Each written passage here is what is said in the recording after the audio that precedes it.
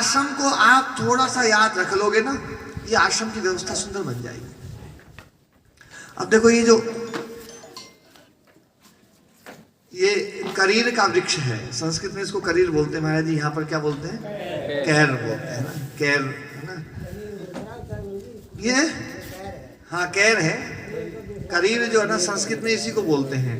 संस्कृत में एक श्लोक है, पत्रम नैव यदा करीर विटपे दोषो वसंतस्य किम। बोले वसंत ऋतु में सब पे पत्ते आ जाते हैं, इसमें पत्ता नहीं आता है। तो बोले वसंत का क्या दोष है? अब इसमें पत्ता ही नहीं आता है, डंडी डंडी रहती है, पत्ता नहीं रहता इसमें। हाँ, अब ये इसमें देखो एक सीढ़ी खड़ी हुई है। ये सीढ़ी जो खड़ी हुई है, ये इस वृक्ष की छोटी छोटी छोटी छोटी छोटी छोटी सैकड़ों हजारों शाखाओं के ऊपर खड़ी हुई है। कोई बड़ी शाखा पे नहीं टिकी हुई है। और ये जो शाखाएं, छोटी छोटी शाखाएं जो है ना, सीढ़ी का कोई 10 ग्राम वजन ले रही है, कोई 5 ग्राम ले रही है, कोई 15 ग्राम वजन ले रही है, कोई 20 ग्राम वजन ले रही है। और उस पर कोई ना 60, 70, 80 किलो का आदमी खड़ा हो जाएगा ना, तो वो वजन ले लेगी सारा का सारा। लेगी कि नहीं लेगी? और यदि उसमें से एक शाखा, यदि कोई रस्सी भी छोटी पतली रस्सी होती ना, उस पर सीढ़ी खड़ी करो और उस पर चढ़ो ना, तो डर लगता है कहीं टूट ना जाए। वो लगता है कि लगता है? एक मजबूत शाखा भी जल्दी से वजन नहीं ले पाती है, और हजारों शाखाएं मिलकर के और ये सीढ़ी को एकदम बिल्कुल बढ़िया खड़ा कर दिया। इस पे आदमी एक नहीं 2 चढ़ जाओ तो भी कोई दिक्कत नहीं होगी। ऐसे ही जब हजारों भक्त आश्रम के बारे में सोचेंगे, आश्रम की व्यवस्था के बारे में सोचेंगे, आश्रम में जो व्यवस्थाएं चल रही है उनको ठीक करने के बारे में सोचेंगे, तो 1-2 आदमी यदि गड़बड़ करने के भी सोचेगी ना, तो उसकी चलेगी नहीं भैया। ये बिल्कुल पक्की बात है। आज आश्रम की व्यवस्था से हजारों लाखों लोग लाभान्वित हो रहे हैं। लोग आते हैं कितने दुख लेकर के, कष्ट लेकर के। मैंने महाराज जी देखा है आश्रम में कोई सुख में तो कोई कोई आता है।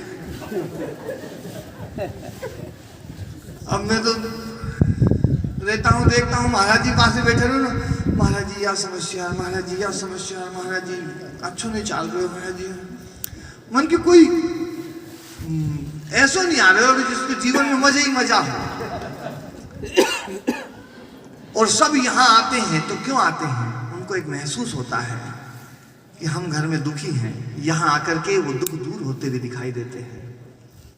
उनको ऐसा लगता है कि महाराज जी से 1 मिनट मिल लिए तो 1 मिनट में महाराज जी ऐसी कोई चीज, ऐसा आशीर्वाद दे देते हैं कि कई दिन तक बड़े से बड़ा कष्ट भी आता है तो यूं ऐसा लगता है जैसे छोटा सा ही कष्ट है। ध्यान देना, महाराज जी कष्ट तो दूर करते ही करते हैं, लेकिन कोई ऐसा भी भगत आ जाता है कि जिसके भाग में ही कष्ट लिखा हुआ है, तो उसके कष्ट दूर नहीं कर पाते हैं, तो उसको थोड़ी सी हिम्मत दे देते हैं ताकि कष्ट तो तेरे जीवन में है पर तू उनको सहन करना सीखा। और जिसने कष्टों को सहन करना सीख लिया, फिर बड़े से बड़ा कष्ट भी कोई दिक्कत नहीं दे सकता है। हम अपने महापुरुषों के जीवन को देखें ना, महापुरुषों के जीवन में एक ही बात आती है, उनके जीवन में कोई कष्टों की कमी नहीं रही। आप भगवान राम के जीवन को उठा के देख लो, कोई दुख कम रहे क्या? अरे बोलो तो सही, कोई कमी रही हो तो बताओ। बिल्कुल कोई कसर ही नहीं छोड़ी दुख में, लेकिन जीवन में हमेशा हंसते रहे, प्रसन्न रहे। भगवान कृष्ण जी के जीवन को देख लो, इतना कष्ट, पैदा हुए तो जेल में हुए, पैदा होते ही जब होश संभाला पता नहीं कहाँ से कौन भगा भूग, कहाँ से कहाँ किसी के दूसरी माँ के पास में पहुंचा दिया। वहां भी कोई वो फलाना असुर आ रहा है मारने के लिए, फलानी राक्षस नहीं आ रही है, कोई जहर, दूध में जहर मिला करके वो पिलाने आ रही है, कोई कुछ आ रही है। सब इतना कष्ट उन्होंने जीवन में उठाया, लेकिन हमेशा मुस्कुराते रहे, हंसते रहे। लोगों ने गालियां दी तो उनको भी मुरली की संगीत सुनाई है, किसी ने कुछ और बोला है तो भगवान कृष्ण ने गीता का ज्ञान सुना दिया है, लेकिन हमेशा सुख में रहे। दुख उन्होंने अपने जीवन में कभी ना पास में नहीं फटकने दिया, दुखों से विचलित नहीं हुए। और वही प्रेरणा जो भगवान ने उस समय दी थी, वही आज महाराज जी दे रहे हैं।